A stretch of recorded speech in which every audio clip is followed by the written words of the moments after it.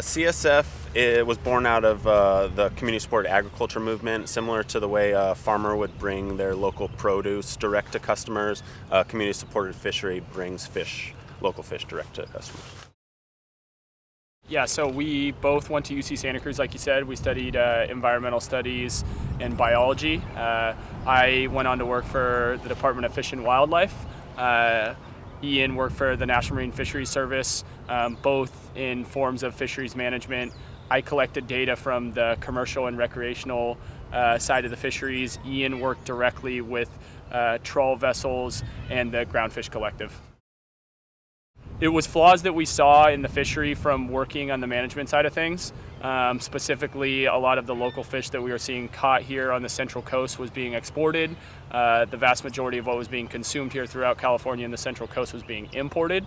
And we wanted to try to solve that problem by keeping what was caught here consumed local. So we teamed up with local boats, used the connections that we had from working in fisheries management by working with these captains to create higher value and keep the local catch here. Yeah, we also started fishing ourselves and really tried to focus on sourcing from small vessels that were fishing cleanly. I think it's largely fashion. Salmon and shrimp are incredibly popular. We used to have an abundant supply of those at a relatively cheap cost, and as demand raised, it created a market opportunity for production to start elsewhere and have it be shipped in for much cheaper. Reflecting on as far as throughout the country, I'm not quite sure on a solid answer as far as that goes. I can say here throughout the state of California, I would say there's probably less than 10. I'd say 5 or 6. Around here, there's 2 or 3. Yeah, so we started supplying purely just to community members. We had pickup locations just in the local neighborhoods where people could come and pick up.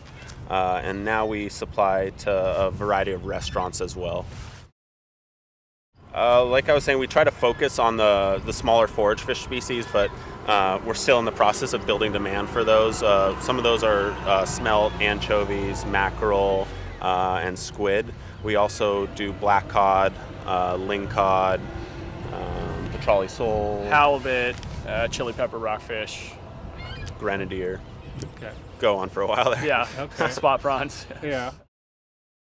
Making it accessible is a huge start. Especially we make it convenient by supplying recipes, as well as communicating about how fresh the fish is. Oftentimes it's brought to somebody's door within 24 hours of being caught.